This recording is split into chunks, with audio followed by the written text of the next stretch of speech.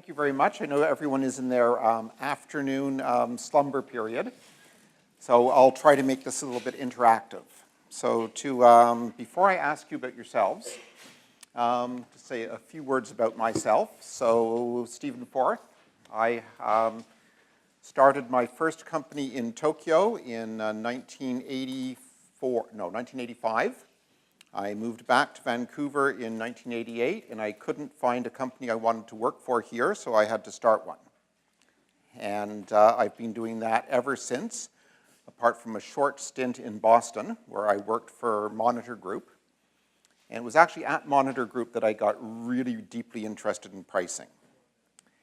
And I got interested in pricing because, first of all, I read a book by a guy called Tom Nagel, who's the god of pricing theory. And I thought, wow, if I'd read this book 10 years ago, I would be a much richer man. And the reason for that is, pricing is really where everything comes together. That's where all the points get connected. You can disagree with your customers on value propositions, on value messages. You can disagree with your customers on all sorts of stuff. But if you don't agree on a price, then you don't have a sale. And if you don't have a sale, you're not creating and developing value for yourself and your investors and the larger ecosystem. So pricing is a really powerful focusing thing. As I said, I got so interested in pricing and liked it so much that I bought that part of Monitor Group. And spun it up as a company called Leverage Point. And I moved back to Vancouver in 2012. My wife had, the original deal when we went to Boston was that we were going for 3 years, and after 3 years my wife said, well, I don't know what you're doing, but I'm moving back to Vancouver. And since we had grandchildren here, I was well motivated to move back. It actually took me another 3 years to move back because when you're running a company, it's not that easy to extricate yourself. So I have chosen to live in Vancouver not once, but twice. So I moved here from Tokyo in 1988, at the end of 1988, and then I moved back here again from Boston in 2012. So I am deeply committed to all of your success. And what I'd like you guys to think about is what we are doing here is we are building an innovation community.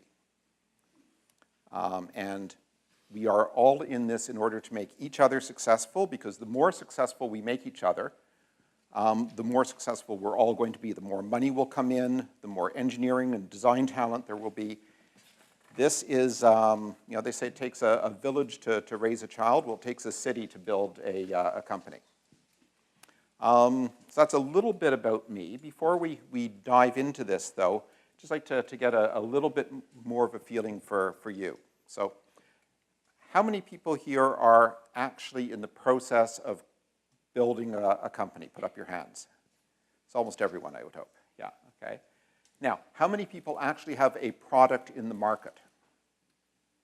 Put your hands way up, come on, so we can see you. Good, so I'm going to ask at least one of you to come and explain how you're pricing your product. So, so just get ready for that. And if there's no volunteers, I'm just going to pick on someone. So better get ready. How many here are in a B2B market? Business selling to another business? Good, okay, about 40%, 35, 40%. And how many people are in B2C? Yeah, okay, that's about right for the ratio in Vancouver of companies. And anyone in a B2G, selling primarily to government? No one? Oh, you're? Oh, your firm. Okay. And medical, medtech, healthcare companies? Come on, you got to put your hand way up so everyone can see it. That's surprising. That's all. Okay, interesting. It's probably good because I don't address the unique challenges of pricing in the medical space. But I've been doing a lot of work over the last year with a Fortune 500 medical technology company. And I've come to appreciate the, let's call them subtleties of selling med tech. I don't deal with that in this presentation, though, but if you're interested in it, reach out to me. I've got a lot of new thoughts on that. So let's start off a little bit about pricing. Pricing is based, first of all, on understanding the value that you bring to your customer. If you don't understand the value, there's no point in talking about pricing, because it'll just be a random shot in the dark. So if you only remember one thing from this talk, it's that pricing is based on value. And that is especially true, I hope, for everyone in this room. There are transactional businesses which sell pure commodities in which the transactional component dominates the price. I'm pretty sure that applies to nobody in this room. And if it does, you're probably doing something wrong.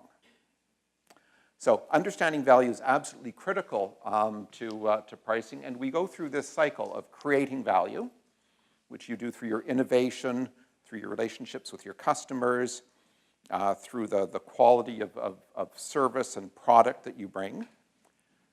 Then you have to communicate that value. You know, just because you say it doesn't mean that anyone's listening. You have to capture part of that value into price.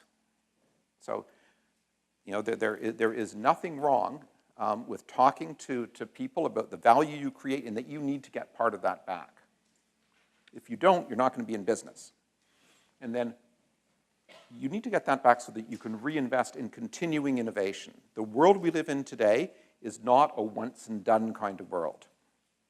You don't develop a product, you got the product done, and then that part of your life is done, and you go on and sell it and market it. Product innovation is constant now. So when I see business plans which have a big lump of development at the beginning and then it goes away or goes way down to almost zero, I think, yeah, good luck with that. And then because you're investing in innovation, you're creating more value and you get this positive flow going, and this is what you're trying to do.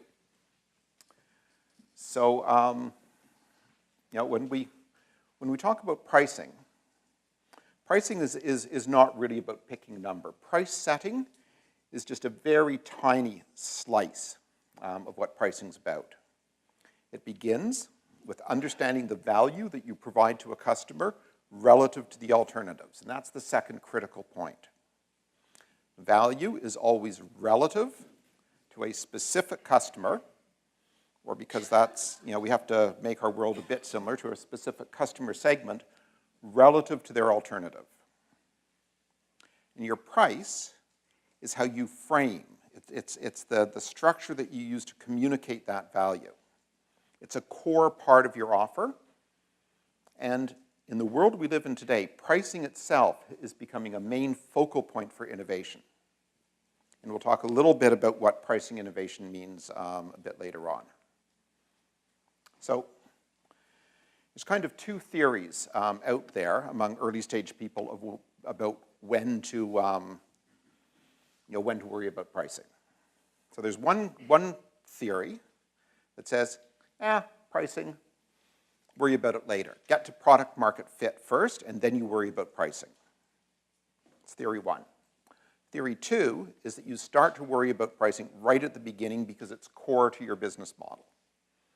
It's also core to your product development. If you don't understand value, you can't price, but nor can you create value in your product development.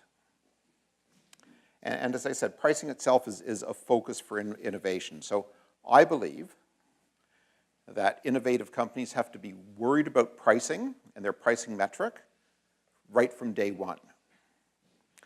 The pricing levels, the specific tactics, that stuff can come later, after you're more engaged in the market, but you have to begin by thinking about pricing.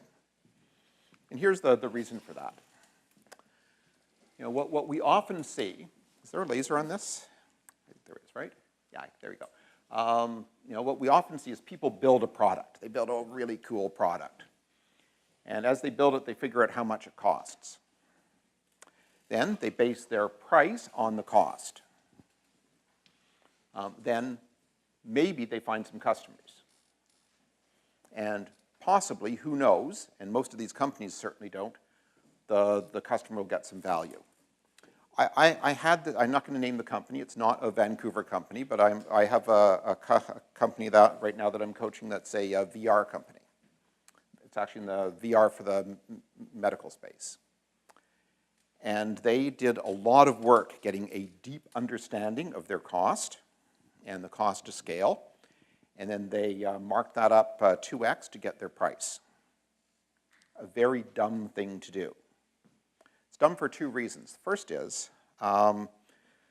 when they started talking to customers, and they've got 3 early adopter customers, they explained this. And the customer said, oh, so that's how you're based, so your price is based on your cost, and they lost the opportunity to talk about value. So if you go in and you start explaining cost first, and price first, and then you talk about value, you actually will never get to value. All of the negotiation will be around cost, which is a terrible place to be.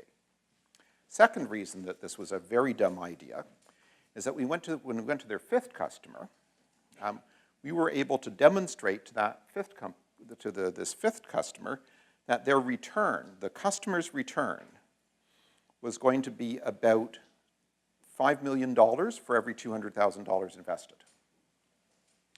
And we were able to get about a 3x increase in price from what they got when they were just basing their prices on costs. If you're in the technology industry and cost is the major factor in figuring out your prices, you are doing something fundamentally wrong.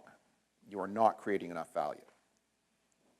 So cost is not the driver of your price. So a far more effective way to think about this is you start by getting a deep understanding of your customers. You know, this is where innovation starts. Innovation starts by understanding, having empathy, being able to walk in your customer's shoes.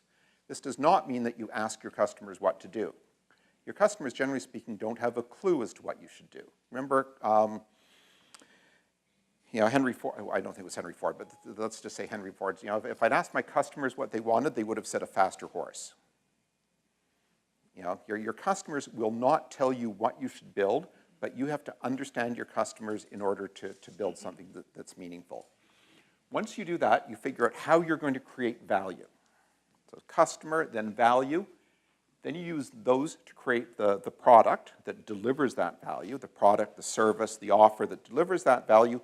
Only at that point do you set the price. And once you've set the price, then you go back and you test to make sure that your business will operate, that your cost structure will operate at that price level. So costs actually come at the end, not at the beginning. If you start with costs, you will build the wrong business. So let's go on and talk a little bit about how pricing evolves as we go through the Moore technology adoption cycle. Does everyone know this diagram? I'm seeing about some people saying yes, some people saying no, so let's just go through this quickly. This is a critical thing to understand when you're bringing new technologies to market. So it comes from Moore. Do I have Moore's name on this? I do not. Oh yeah, at the top, good. Thank goodness. So their technology markets, and actually not technology, innovation markets go through a series of well-understood phases as a new technology is adopted. And this research actually was done in the 1920s around the adoption of new breeds of corn in the Midwest. That's how old this is. Moore reinterpreted it for technology, but the research goes all the way back into the 1920s. It's a fantastic book called The Diffusion of Innovation. You start with innovators. Innovators are the people, I imagine there are quite a few in this room, who buy stuff, who do stuff because it's cool. You know those guys, like, they've always got the latest cell phone. They buy, if they're cyclists, they've got the coolest, newest kit. Not because it's any good, but because it's cool and new. Hey, by the way, we depend on innovators. Let's not scoff at that, people. And I bet a lot of us are innovators, or we wouldn't be doing what we're doing. Then you get to the early adopters. These are critical people to be able to recognize. So remember, innovators buy stuff because it's cool, or I don't even know if they buy stuff, they use stuff because it's cool. Early adopters use stuff because it gives them a competitive advantage against their competition. Totally different psychology. So early adopters are buying because they want a competitive advantage. And believe me, they are willing to pay for it. Your job, though, is to be able to know who are the early adopters. They don't walk around with flags saying, "Hi, I'm an early adopter." But every industry has them. And your job is for your target customer segments to figure out who those people are. As you get into the mainstream, the first part of the mainstream is what Moore calls the bowling alley. And that's where you're focused on very narrow segments. You pick a segment, and you win that segment, and then you move on. The reason that there's a chasm is because the buyers in the bowling alley do not reference the early adopters. They think, "Oh yeah, Jim, I know Jim. He'll do any crazy thing, and he'll spend way too much money doing it." Mainstream market buyers buy because other people that they know are buying. So it's the opposite, right? It's the opposite of the early adopters. The early adopter buyer is buying because nobody else has bought.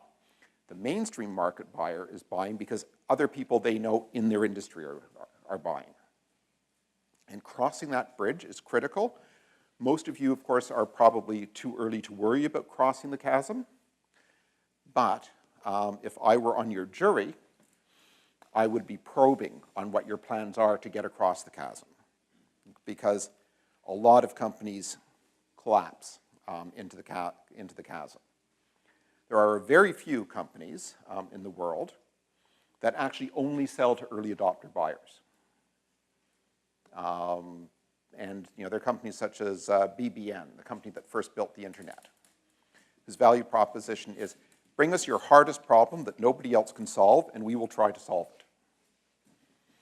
That's great. There's not a lot of room in the market for companies that do that. So then if you are lucky, you will get into a tornado market. And a tornado market is a market where everybody is buying it. An example today is probably social media marketing automation. Hootsuite is arguably in a tornado market now. And at that point, people don't really know why they're buying it. They just know that everybody else is buying it, and they better have it too. CRM has been through this. BI, business information, has been through this. So I'm not going to spend too much more time talking about tornadoes, though, because nobody here is in a tornado or is likely to be in the next 5 years. Eventually, you get into late majority markets, and here you start to segment again. Now, some of you may be innovating for a late majority market. It's perfectly fine. There's a lot of money to be made in late majority markets, but here, again, your value propositions are very targeted. And you're probably competing against incumbents, and if you get big and successful, the incumbent will buy you. It's very difficult to build a completely new company in an early majority market. If you're lucky, you will get bought, and if you're unlucky, you will get squashed. And then finally, there's the laggards, and we're not going to spend too much time talking about them because they don't really matter to us. The laggards are your Aunt Shirley, who says, "I'm never going to use a computer. Computers, terrible things, I'm never going to use one." Meanwhile, she drives a car that has 5 computers in it. Her television has a computer in it. Her phone's a computer. The only way you get laggards to adopt new technology is to trick them. So what does all this have to do with pricing? Well, and I'm going to put this in the context of Leverage Point. So Leverage Point was the company that I started in Boston, the company that I spun out of Monitor Group. And what we did is we built a software platform for value-based pricing. And we had Tom Nagel involved, and we went and talked to people at McKinsey, and we talked to all the really smart people in the pricing world, and they said, "Yeah, that is brilliant what you're doing. That's absolutely fantastic. Go ahead and do it. We'll support you. It'll be great." So, okay, sounds good. Well, let's do it. So we went and we built our first version of the software, and we went to these guys and said, well, here we are. You know, where's your check? Remember, these are the innovators. They go, check? Us write you a check? You must be joking. We might use it and talk about it, in which case we'll be doing you a huge favor. But we ain't writing you no check. And we thought, oh my God, we're screwed. But then fortunately, we found our early adopter customer, which in Leverage Point's case was a company called W.R. Grace. It's a big chemical building supply company. And I must say that we were working with W.R. Grace after they had atoned for their many environmental sins. And they had a new chief marketing officer. And this is actually a good sign, right? They have a new chief marketing officer, a person who wants to make an impression, who wants to do something different, put her stamp on the company. So she was willing, she got very excited about what we were doing, and she wrote us a good-sized check. So roughly about a $700,000 US check. We thought, fantastic, we're saved. We're going to be so rich because there's another 200 companies that look like W.R. Grace, and they're all going to write us $700,000 checks, and then we're going to be able to grow inside the company, and we are going to be so rich. And we did find a couple of other early adopter buyers that bought sort of in that general price range, although we should have noticed that each one was a little bit lower. Then we crossed into the bowling alley, which turned out for Leverage Point, the first bowling alley was industrial chemicals. So we have BASF, Dow, you know, DuPont, all those guys. Anyone want to guess what the average selling price was when we got into the bowling alley? Remember, we sold our first one for $700,000. What was our price in the bowling alley? Sorry, 105, I thought, 100 over here? I wish. You know, so it actually turned out to be about 72,000. So we had to sort of really, you know, tighten our belts, figure out how to make this thing work at roughly, you know, 15% of what we thought the price was going to be. I think we've got the ASP back up over 100 now. It's probably about 120. But you know, there was a lot of pain. But this is the experience you should be prepared for. You know, the first of, nobody will pay for it. Oh wow, people will pay so much for it because they're early adopter buyers, right? And they are buying because nobody else is going to buy it. They are willing to pay for differentiation from their competitors. Then you get into the bowling alley market, and I have never been so fortunate as to have a company in the tornado. Next one maybe, right? But again, the pricing dynamics change a lot in the tornado because there you're really running for market share. It's a market share race. So let's just, I'm going to pause there. Any questions about the role? Oh, hold on, microphone. Oh, Who's sorry. got their hand up? Sorry, Angie. Thank you. But you knew I was going to do this. Just to get an understanding, the Moore circle is the curve. Is that just for B2B or is for B2C as well? Does it follow the same trend? It is also for B2C, although the dynamics are quite different. So you still have the same categories of buyers, but the psychology and the dynamics are different. But it does apply.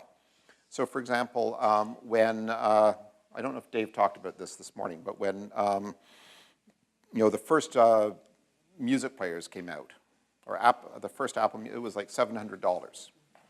You know, they were selling to early adopters.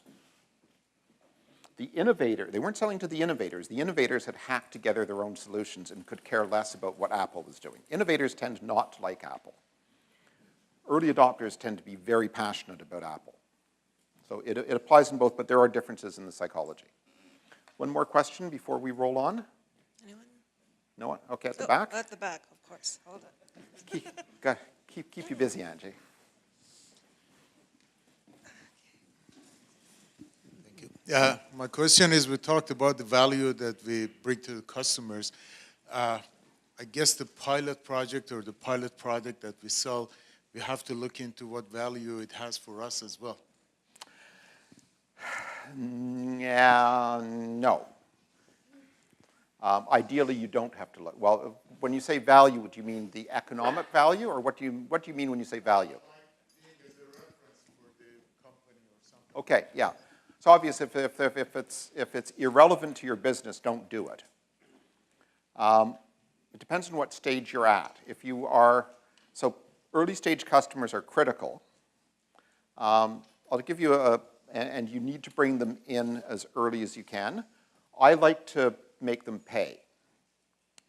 And I actually like to make them pay a premium, and then sometimes I'll let them take a discount in return for spending more time with my product people, in return for going on my website, in return for speaking at a conference at me, whatever. So I'll give you another example. So again, I can't name the company, but it's a mid-sized American software company. They're entering a new market, and they priced their they've got a critically strategically important new product that they're taking to market, and they priced it at $35,000. And I looked at that and said, how did you come up with that price? And they said, well, you know, the product's not really there yet. We can't actually deliver on our full value proposition. So we thought that we would start here, and then as we roll out more features and functions, we'll be able to bring the price up. No, you won't. Pricing is very, very dependent on framing effects. So I don't know how many people have read Thinking Fast and Slow, but if you haven't, do yourself a favor and run out and get it. It explains a lot about the psychology of decision-making, including the psychology of pricing. Framing effects are incredibly important. And what they had done is they had framed a critically strategically important product at $35,000 when it probably should have been priced at about $120,000. And so fortunately, we caught this early. I actually saw the email thread and I said, stop, we have to talk right now, because I saw the pricing sheet. And what I recommended to them is that price it at what its future value will be and give a discount, rather than setting a low price. You can kill yourself, you can kill whole markets by setting the wrong frame. So it's critically important to how you frame yourself in the market. I always run out of time for these talks, so I'm going to roll on a bit. Oops, sorry, I skipped over that. So everyone here knows this features, functions, benefits, cascade. So the feature is, in the example here, it's taking the bus. I took the bus here to get downtown. The function is it transports people. The benefit that I got is I actually got here so I could give this talk. But you need to go beyond features, functions, benefits when you're thinking about your pricing and start to understand what are the value drivers. How is this creating value in the mind of your customer? And we're going to talk about economic value drivers and emotional value drivers. And you have to understand both. And if you're in medical or pharma, you also need to understand clinical value. So that's a way in which the medical pharma space is different. Clinical value is actually an important part of the equation. And then you can actually, and what you need to do is get down to for the economic value drivers, get down to the dollars and cents. What is the economic value of your offer compared to the next best competitive alternative? So I've been talking a lot about value. So let's just sort of do a sort of reprise. So value is always for the customer. It has nothing to do with your costs. It has nothing to do with how cool your technology is. It is only about the impact that you have on your customer's life. And it's always relative to an alternative. And there's always an alternative. Unless you are the creator of a new universe, people have been surviving without your product up till today. So there's always an alternative. Frequently, for early stage innovation, the alternative is the hardest one to overcome, and that's doing what I do today. So the toughest alternative competition you have is probably not a competitor. It's probably what people do today. Because if you're doing something new and innovative, there may not be a direct competitor, but people are certainly surviving without you right now. So let's dive a little bit into economic value, because this is actually, especially in B2B, this is what drives your pricing. The emotions are important, but the economic value is absolutely central. And there's a way of developing a deep understanding of economic value, and you start by knowing what's the price of the next best competitive alternative, which could be the natural price of what they're doing today. It could be the price of a direct competitor. It could be the price of doing nothing, in which case it might be zero. But there's always, value is always relative. So you figure out the next best competitive alternative, and then you look at how you're going to create economic value. And there's really there's actually 6, and the next question is going to be what are the other 2? But there's basically 4 ways that you can create value. One is you can lower costs, lower operating costs. So you need to know what your customer's P&L looks like. So one of the first things you do when you're doing pricing research is you try and get detailed P&Ls of the customers. Second thing you might be able to do is you could lower working capital. A piece of software that helps you run your invoicing system so that it shortens the amount of time it takes you to collect reduces your working capital requirement. People often forget about working capital, but there's a lot of value to be held. Not as much today because interest rates are so low, but generally reducing operating capital is a big deal for a lot of companies, including most SaaS companies, by the way, software as a service companies. Finally, you can, I started with, lower capital investment. So if you can make a plant more efficient by, say, 3%, so that your customer does not have to invest another $2 billion in building a new plant, that can have huge economic implications. And finally, you can increase their revenue. And there's lots of different ways you might be able to do that. You might be able to allow them to win market share. You might allow them to enter a new market. You might allow them to increase their own prices. Lots of ways of helping your customers earn more revenue. In fact, revenue value drivers are usually the best ones. And operating cost value drivers are usually the worst ones. And it's unfortunate that many investors in Vancouver push a lot on how are you going to save your customers money. The problem with that psychology is when you go and Mr. Customer, I'm going to save you money by doing this. The psychology you trigger is yes, okay, I get that. And you're part of my cost, so I need to drive down your cost too. It's not a good psychology. If you can get into businesses, not all of us can, but when you can get into businesses that are about driving revenue for your customers, those are often the most successful businesses to be in. Now, in reality, your offer has shortcomings compared to the next best competitive alternative. There is going to be stuff that the alternative does that you don't do, or that they do better than you. And that's just reality. You cannot do everything. You have made choices, and they have made different choices, and there are some things that are going to be better.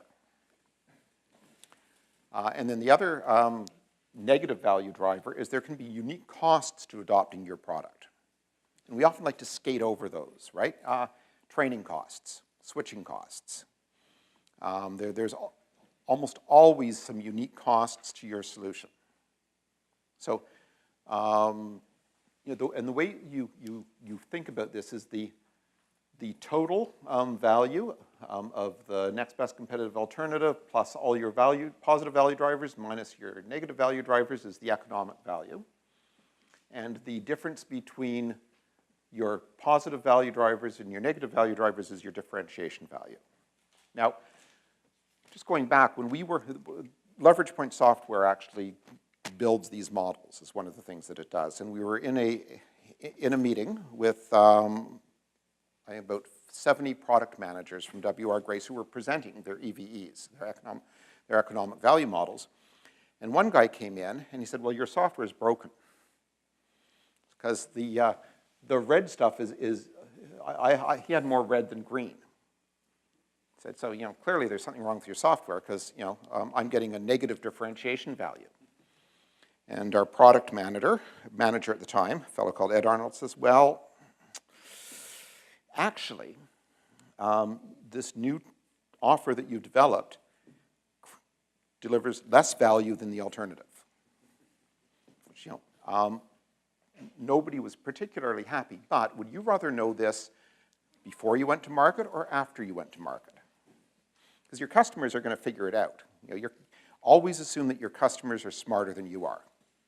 And remember, value is about creating value for your customer's business. Your customer knows their business better than you do, so never try to fool your customers. Always be honest with them.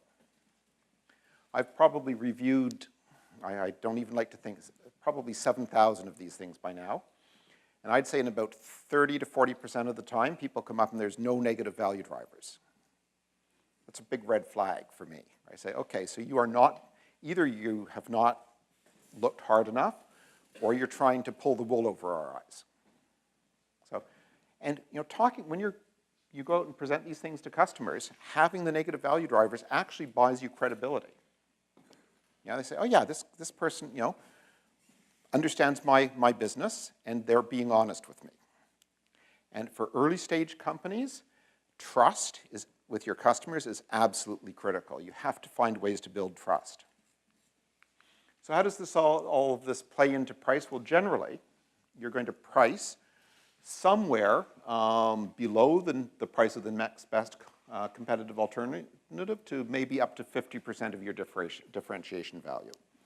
You're not going to try and price 70 or 80 or 90% of your differentiation value, especially not as an early stage company, but generally not for any kind of company. 50% is the most you can try to claim in most situations. So in the interest of time, I'm going to flow through this. So we went through these 4 value drivers, but just quickly, does anyone want to guess what the other 2 value drivers might be, the other 2 value driver classes? Pardon? No, not schedules. Yeah, you read that there, right? So why don't we use risk reduction as a value driver in most cases? Or when would you use risk reduction as a value driver? It's like cost that is negative. They want to get rid of risk. Yeah, that's true, but I think there's a different reason. Most people, so risk can be quantified, right? You can quantify risk and put a value on it. There's methods for doing that. But most businesses don't understand them.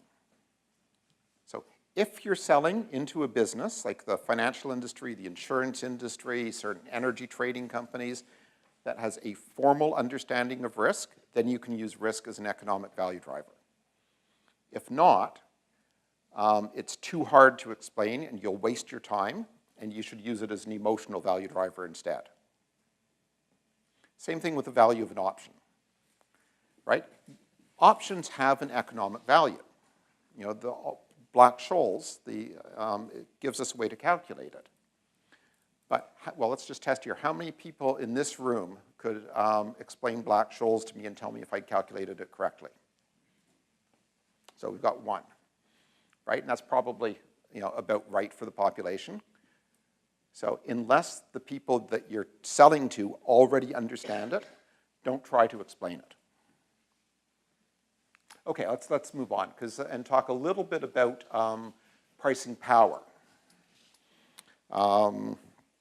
Pricing power is an incredibly important thing to have. So the question becomes, how do you get it? Because your differentiation value gives you sort of a range of where you can price.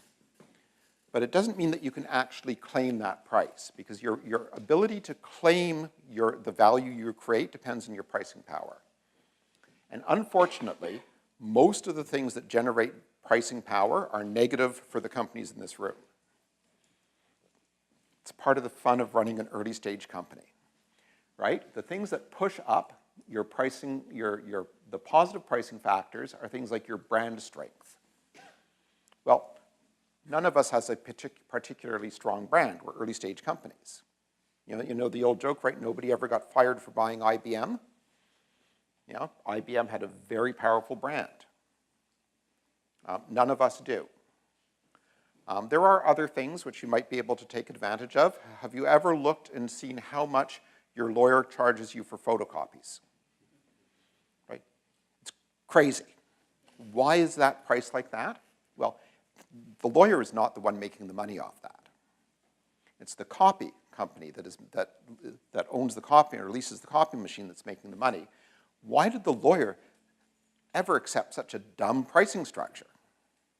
Well, they don't care. They're not going to pay for it. So when you have that sort of pass-through pricing, you can often get a higher price yourself. It's worth thinking about as you design your distribution channels and think through the logic of your distribution channels. Negative pricing factors are things like perceived risk. Now, none of us likes to admit it, but when a buyer looks at any of our companies, including my companies, they see risk, right? They see this company might not be around in 2 years. What's the failure rate for early stage companies? It's actually a very rational thing for them to think. So unfortunately for us, almost all of our pricing factors are pushing our ability to claim value down. So it's just reality. Part of your job as leaders is to figure out how you change that. How do you change the risk perception? Maybe you can do it through partners. Maybe you can do it through getting the right kind of financing. Maybe you can cut the reason that there used to be code escrow agreements where you put your source code in a vault so that people could get it if you went bankrupt was to reduce risk and increase the prices you could charge. So always be thinking, what can I do to increase my pricing power? What can I do to increase my value, but also what can I do to increase my pricing power?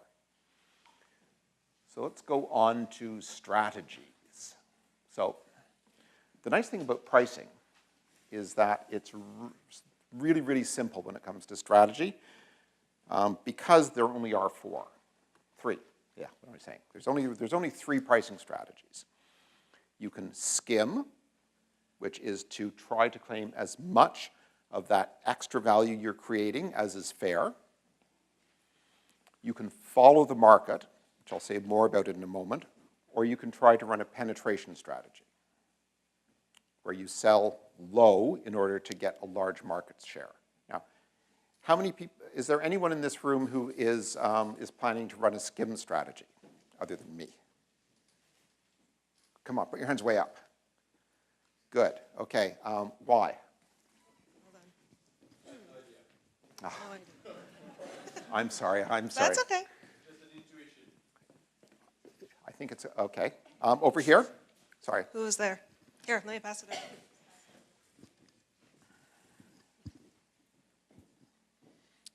Because we've analyzed the market and understand what other competitors are doing, and no one delivers any type of the value that we have. So you have a unique differentiated value? Good. So that's a fantastic answer. And there's several reasons for it's a fantastic answer, right? They've understood the market. They have unique value propositions.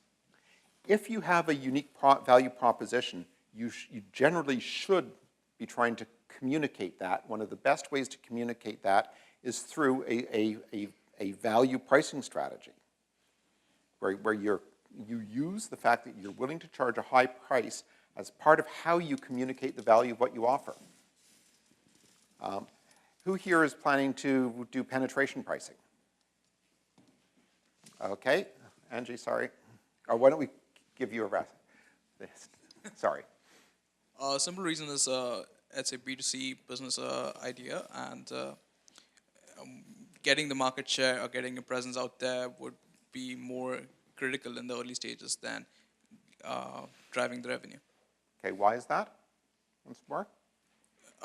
Because it's more of like what we feel at this point is that we need more adapters of the technology. It's a new technology, and we would like to have more adapters, and then we could probably come up with a premium or advanced solutions that we could then upscale.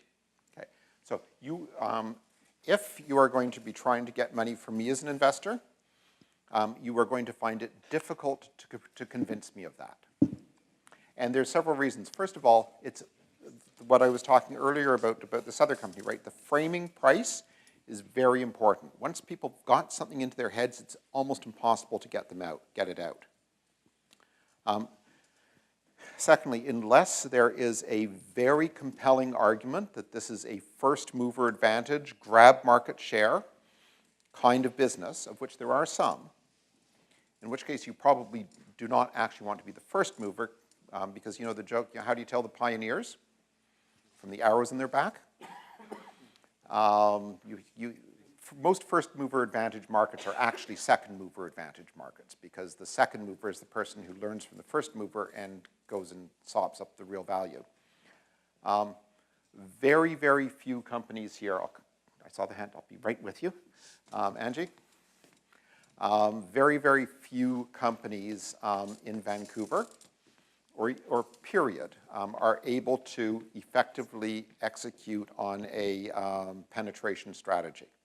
It generally tends to take a lot of money in order to execute on it. I know there's exceptions, but generally speaking, yes. Could you speak for a second to a skim strategy, but with a discounted trial with defined outcomes that essentially is penetrate? Mm-hmm. So you want to bring people on board, you're starting with skim pricing, you're discounting it, and if defined outcomes are met, they can sign on at a lower value to allow you to bring on people later at skim pricing.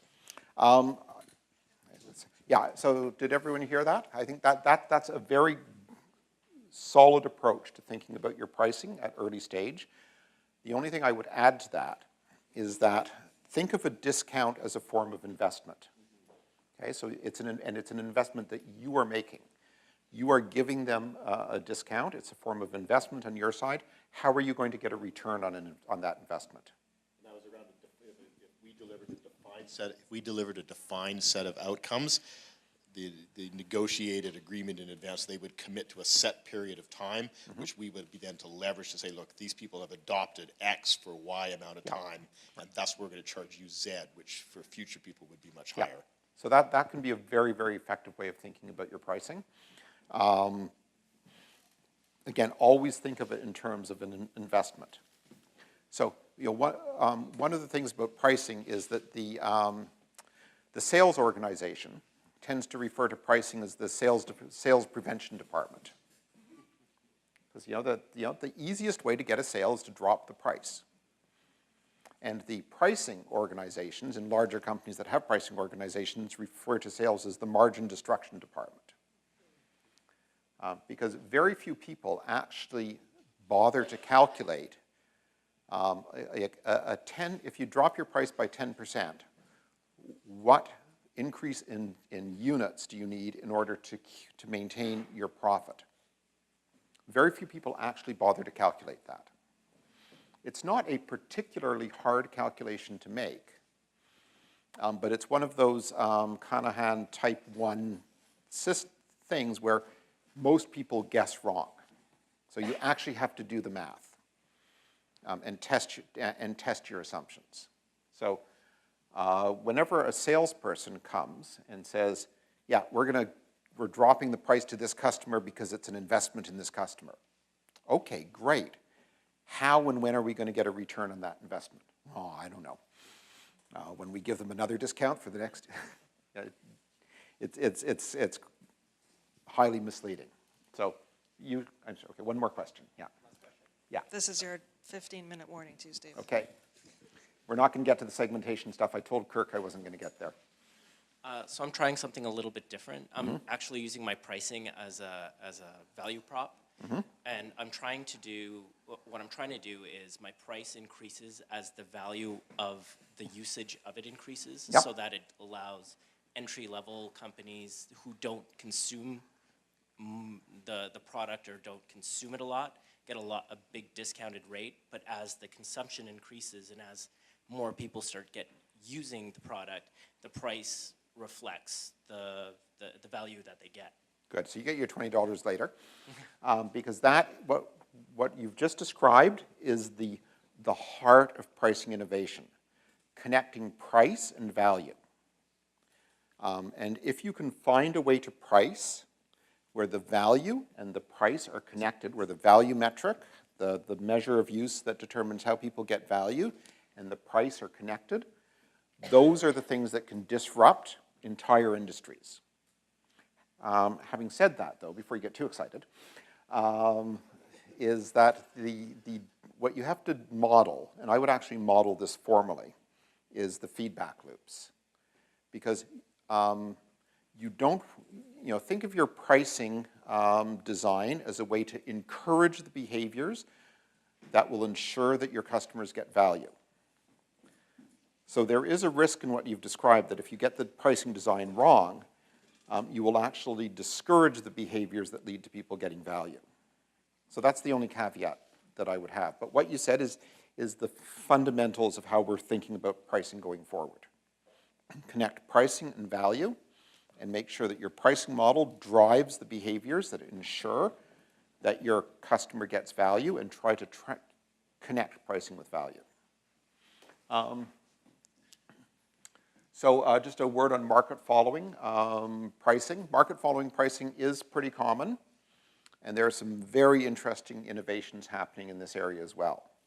So one way to do pricing market following pricing is you just pick. So if you're a CRM, you say this is how much Salesforce charges, and in all likelihood, you charge a discount off Salesforce's price. There actually are a couple of very successful CRMs that charge a significant premium over Salesforce's price, but they reference it to the market leader. There's an emerging set of pricing models that are quite different, in which they tie the price to a key input.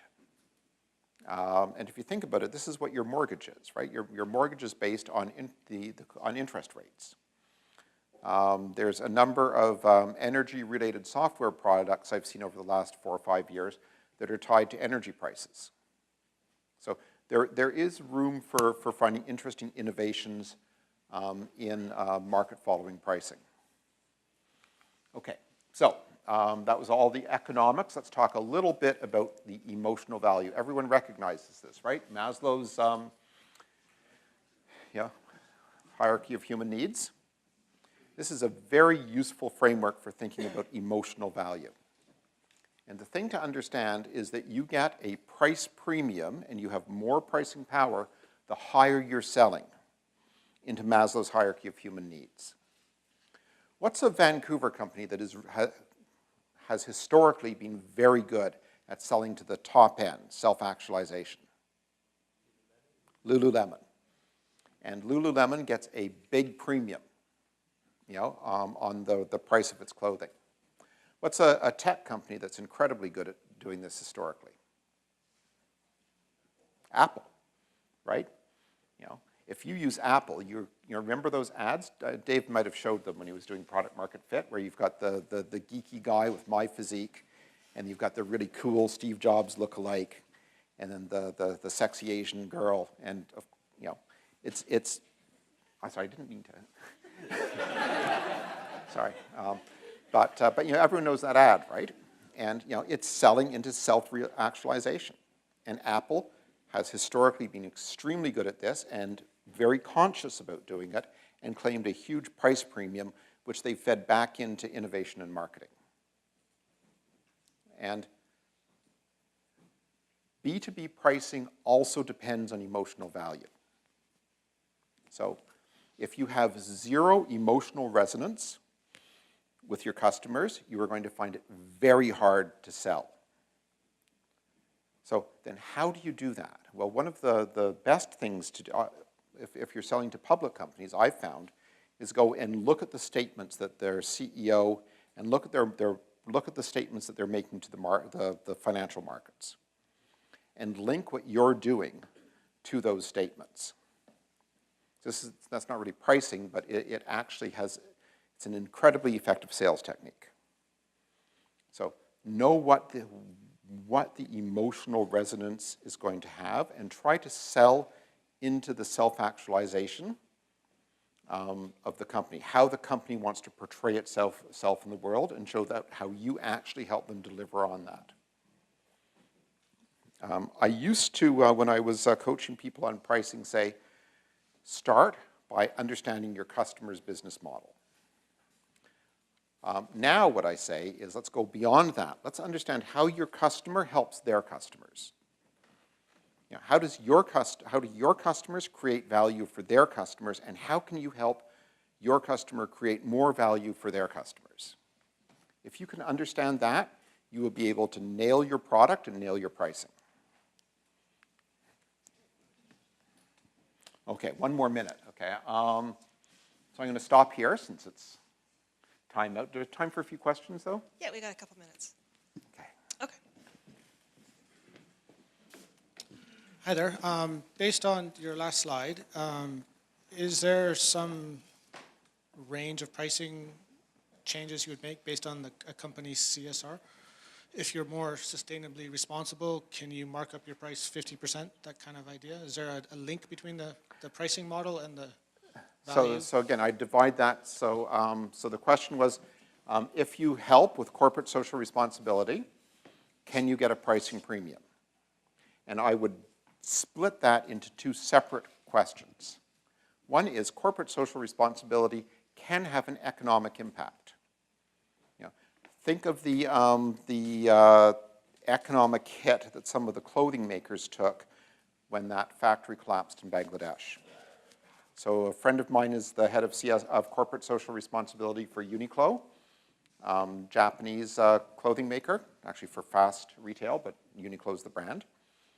And they probably lost close to $1 billion because of the negative publicity, because they were one of the companies that had clothes made in that factory. So corporate failure to address your corporate social responsibility has definite economic consequences, and you can use those to build your value model. But it also, for some companies anyway, not all companies unfortunately, but for some companies, it also speaks to the emotional. So I would take that question, I would separate it out and say, what's the economic impact of corporate social responsibility? And it's very real. And what's the emotional impact? And I would probably, when I'm segmenting my market, I would look for the intersection of companies that care, which you can usually figure out, and companies where you actually have an economic impact too, and that becomes your target segment. Does that make sense? Hi, thanks for your talk. It's been really, really good. I'll have to take the answers off the slide, right? It's meaning to do that. Maybe you can help me with this one too. So let's say the alternative right now is, the alternative you're pricing against is the status quo. Yep. And the status quo feeds strongly to the need for self-actualization. Okay. How do you combat that negative emotional value driver?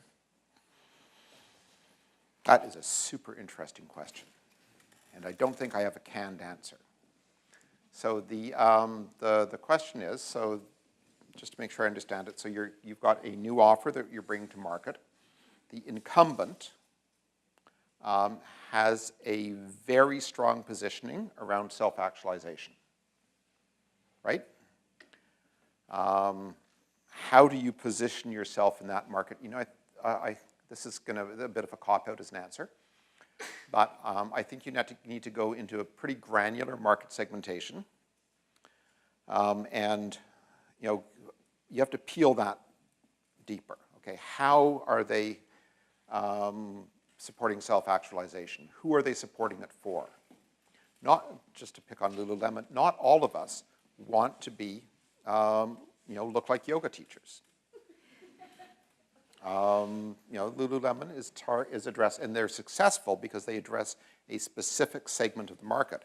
Under Armour, which is, in terms of the technical properties of the manufacturing and design, is very similar to Lululemon. The physical properties of the apparel are very similar. And Under Armour could make what Lululemon makes, and Lululemon could make what Under Armour makes, but they're targeting a different approach to self-actualization. They both have a sort of self-actualization theme to their strategy, but it's different markets. I think a direct assault, if the incumbent is well managed, is almost certain to fail. When they're, if you can go above an incumbent and attack on self-actualization, that can win. But attacking an incumbent at the same level is a very, very hard thing to do. It's not likely to be successful. Hi. One of the negative pricing factors you talked about was perceived risk. Yep. In terms of, someone's looking at the startup, how long are you going to be there around for? So we're selling to medium and large businesses, and so this risk is, I relate to. The switching costs are substantial, and the switching costs again, if we fold, is also substantial. So I'm looking at it from the eyes of our customer. What are some things that if you were us, the startup, what would you say to the customer to help them overcome this perception? So I'd have to know more about your business, but the basic answer is there's not a lot that you can say. So this is one of the reasons that you may want to partner. So depending on what you're selling, if you can get a trusted company to bring it in, you can often overcome that perceived risk. So this is easier said than done, because a lot of the trusted, the trusted channels in are themselves hard to break into. But for example, in my own current company, TeamFit, we are going to market in Latin America in partnership with one of the big four companies. Now, nobody in Latin America has a clue as to who we are or why they should care, but they all know who this company is, and they all sort of do what they're told. So our challenge was actually to get into the channel, and then the channel is dealing with the perceived risk. Same thing selling to the U.S. government and U.S. military. You almost certainly have to partner with one of the Beltway bandits. One of the big boos, or I can't even remember I've managed to suppress their names. But those guys, they hold the keys to the gate. So that's one approach. I mean, co-disclosure agreements, it depends on the, you should make sure, I would talk about the risk. I would be upfront about it and say, this is the risk. This is how we are addressing it for you. So yes, we're a small company. Yes, there is risk. And these are the steps we have taken to minimize that risk for you. So, just be upfront. Okay, we're out of time. But there are more questions, so are you sticking around for a little bit? Okay, great. So you're welcome to talk to Stephen after this. But first, thank you very much.